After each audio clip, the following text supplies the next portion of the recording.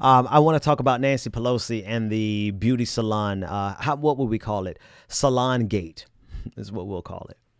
And I want to actually deal with this just very briefly because I don't really care that she was hypocritical. I'm not a fan of Nancy Pelosi enough to remotely try to defend her. For those of you who don't know what I'm talking about, Nancy Pelosi got caught on video at a beauty salon getting her hair done, despite telling everyone to stay away from these places. And then also despite, I believe, the fact that the salon was actually closed down. Interestingly enough, she said that she was invited by them to come. I have some audio of her reply. So why don't I just play it? Let's listen to her response and then we'll discuss.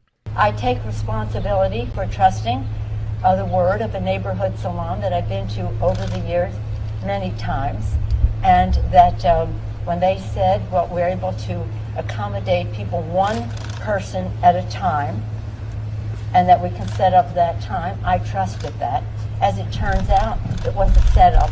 So I take responsibility for falling for a setup. And that's all I'm going to say on that. She takes responsibility for falling for a setup. Okay. I mean, cool. I don't really care. Again, like I said, I don't really care about this story with one exception. I can't fathom seeing myself participating, as much as I dislike Nancy Pelosi. I cannot imagine myself participating in being upset about her going to get her hair done at a damn salon, which is being pushed by the right in this country. Donald Trump just tweeted about it. What did he say? What did this mother... I just don't see myself getting upset about it when 180,000 Americans are dead. You know? I just don't see myself falling for the usual Republican games. The usual Republican games is for us to be upset about every little thing that a progressive or a Democrat or a liberal does and ignoring the atrocities that occur at their hands. This is what Donald Trump said. Nancy Pelosi says she got, quote, set up by a beauty parlor owner. Maybe the beauty parlor owner should be running for the House of Representatives instead of crazy Nancy. And then he said crazy Nancy says he repeated the same basically the same thing. And he said, does anyone want Speaker of the House who could be so easily set up? Folks, are we supposed to be mad? And I'm saying this from let's talk about this two different places. The progressive side, I've seen a couple of progressives tweet this like, yo, this is horrible. And I'm like, no, shut the hell up. I don't give a shit. Right? I refuse to be upset about this when we are not properly upset about 180,000 people dying. And the reason I refuse is not about a whataboutism. It's about the fact that is the exact game that is played on us to control and manipulate us. Number two, how the hell do Republicans expect to be able to get away with feigning outrage over her going to the beauty salon?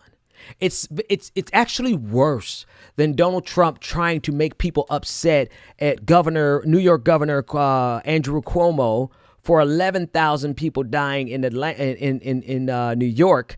Donald Trump is trying relentlessly to get people to be upset at him about the 11,000 people dying in New York from COVID-19, but not the 180,000 people who have died across the United States under his watch. And if we give life to these types of things, if we run around and support it and retweet it, then we are literally doing the bidding. We're engaging in the propaganda